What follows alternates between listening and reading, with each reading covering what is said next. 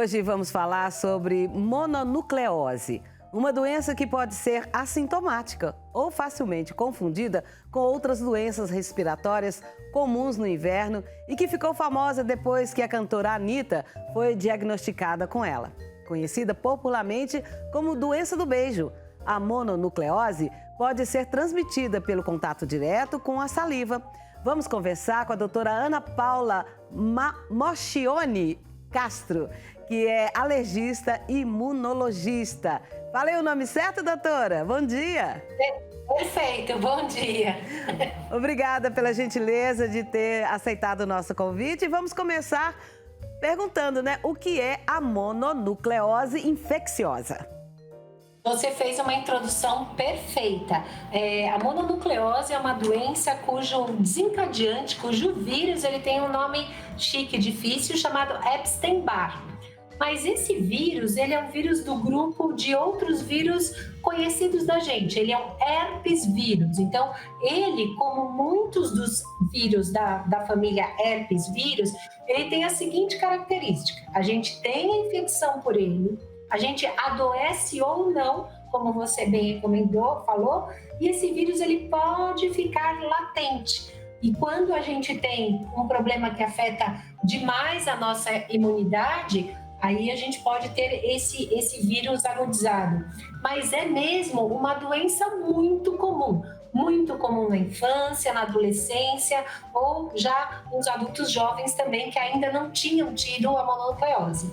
E quais são os sintomas da mononucleose, a infecciosa? Ela é uma doença que ela tem sintomas que a gente chama de frustros. Você tem uma febre, um monte de doenças tem. Você tem um mal-estar, uma dor no corpo, a sua garganta pode doer e aí você até pode achar que é uma gripe. Mas diferente da gripe, ela não é tão nasal, essa parte da tosse a gente não tem, é muito mais um grande cansaço e essa dor de garganta. E por causa disso, mais a febre, você procura o médico. O médico vai examinar, olhar a sua garganta e vai ver que não é pus o que tem lá. A gente chama de uma fibrina, é uma secreção um pouquinho mais suave que caracteriza muito a mononucleose. Mas tem exames e os exames são muito bons. Então a gente pode fazer um exame de sangue e através desse exame saber com certeza ou quase certeza que você tem ou não a doença. A senhora falou aí de exame de sangue, eu sempre tive essa curiosidade. O sangue, ele detecta qualquer vírus que está no nosso corpo? É sempre assim? Qualquer é uma coisa assim, mas muitos nos ajudam. Então, por quê? O que a gente vai buscar no sangue? O sangue é o meio de transporte para muitas coisas, isso vocês sabem. Sim. Então, tem o sangue vermelho, porque a gente tem as hemácias, que são os glóbulos vermelhos, que transportam a hemoglobina, o nosso oxigênio, mas tem uma outra parte do sangue onde estão as células da defesa, os glóbulos brancos, que quando você faz o hemograma tem lá, leucócitos, os glóbulos brancos.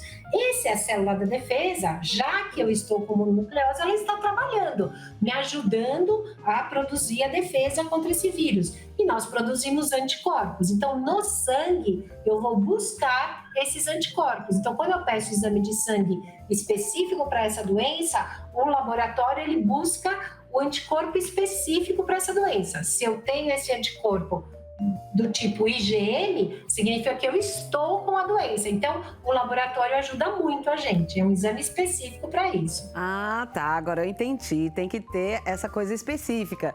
Mesmo porque se a gente for fazer um hemograma completo, se não tiver determinando o que está se buscando, não acha. É isso?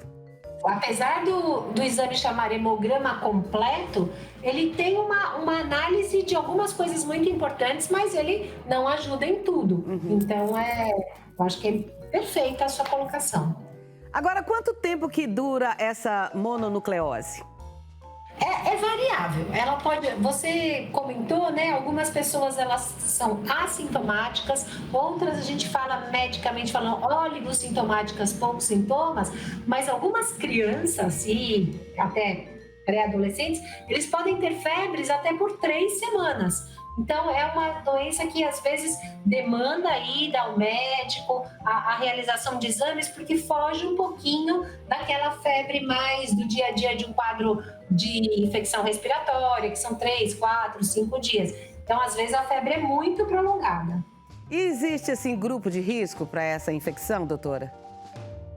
Existe, mas é um grupo pequeno. Então, quem é o grupo de risco? A gente, quando fica mais velho, e aí tem um fenômeno que acontece com todos nós, que chama imunossenescência. O nosso sistema imunológico envelhece e a gente fica mais suscetível a doenças e a reativação de algumas doenças. Esse é um grupo.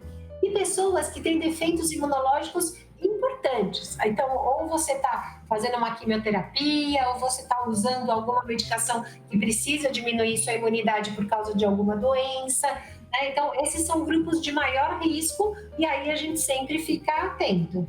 A gente sabe que a mononucleose, ela tem o contato direto com a saliva, pode ser transmitida assim. Mas assim, como a Covid, se uma pessoa que está com esse quadro assim infeccioso espirrar, essas gotículas podem transmitir também essa doença? Pergunta perfeita, porque eu acho que é isso, é diferente, né? Como não é esse vírus de característica respiratória, o que na Covid a gente tinha muito, eu espirro, o vírus fica lá, permanece bastante tempo. No caso da mononucleose, é esse contato mais perto mesmo, a saliva, é por isso essa história do beijo aí, porque às vezes você vai em eventos grandes e as pessoas beijam, estão muito próximas e acaba tendo esse contágio. Então é preciso estar um pouco mais perto da pessoa e é muito mais um contato interpessoal e menos um contato, como a gente viu, de utensílios, né? No metrô, coisas assim, entendeu? Mas essa doença não aparece como a herpes, manchinhas, feridinhas, não, né? Não. Apesar de serem da mesma família, cada um tem a sua característica, né? A gente, no caso do Epstein-Barr, a gente pode ter, no fim da doença, um vermelhão. Às vezes, do nada, aparece um vermelhão, a gente chama de rache, mas não faz vesícula, Ah, tá. Vesícula é mais o herpes e o herpes zoster. E como que é o tratamento da mononucleose? A gente não tem para esse vírus especificamente um tratamento assim, esse remédio é específico para a mononucleose.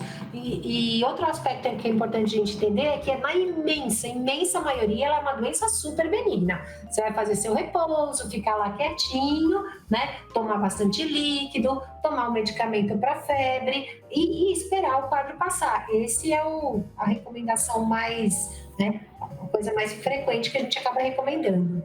Então, quem tem esse quadro, que a senhora está recomendando, que fique quietinho, de repouso, toma bastante líquido, tem gente que já está pensando, já me perguntaram aqui, eu posso fazer exercício físico? Não, né?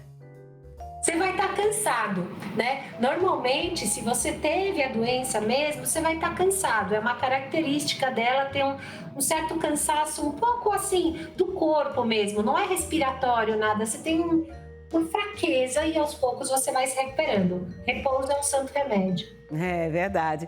Diferenças entre a mononucleose e faringites bacterianas, qual que é?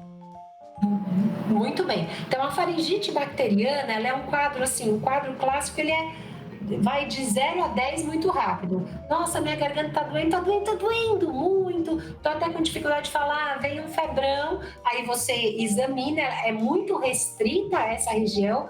Você examina e aí você vê as placas, que são placas de pus, que são um pouco diferentes. A gente até tem um teste chamado streptoteste, que você faz um teste rápido para você ver, mas às vezes a gente tem dificuldade, também não é sempre, porque às vezes a faringite está começando, a mononucleose também. Então, a gente chama de diagnóstico diferencial, é um diagnóstico diferencial importante, mas a faringite ela é muito mais garganta, assim, muito mais restrita, né? Também tem gânglios, na mononucleose eu também tenho gânglios no pescoço, mas a faringite ela vai num crescente, assim, que você fala, putz, preciso de ajuda. É verdade.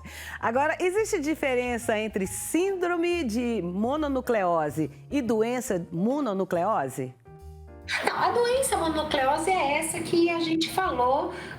Existem algumas variantes da mononucleose, quando às vezes ela fica um pouco mais arrastada, um pouco mais grave. De novo, só para que todos fiquem tranquilos, é a minoria dos casos que tem essa, né, essa evolução um pouco mais arrastada. E aí, raramente você tem quadros de febre muito persistente, fígado comprometido, então você tem quadros que aí tem um comprometimento da pessoa um pouco maior, e aí essa síndrome, quer dizer, esse conjunto de manifestações causadas pelo vírus Epstein-Barr.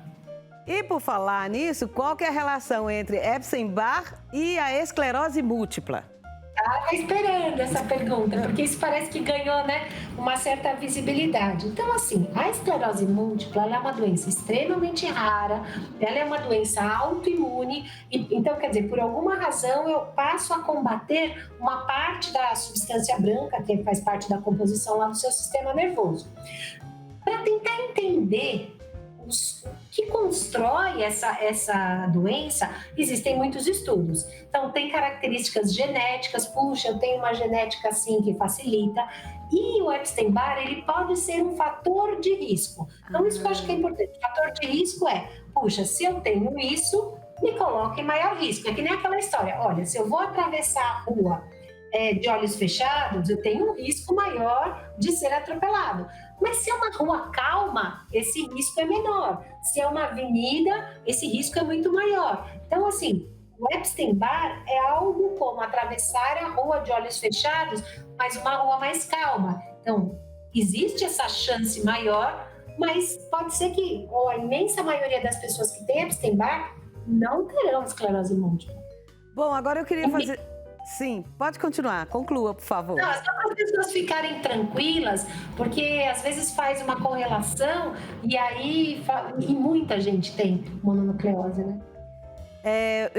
Uma outra pergunta que é fora aí do nosso assunto, que eu quero saber sobre a dengue, porque a gente começou esse período chuvoso e a gente vê aumentando aí os casos, né? Na minha casa mesmo eu tinha umas árvores de Natal que eu colocava de galho, né?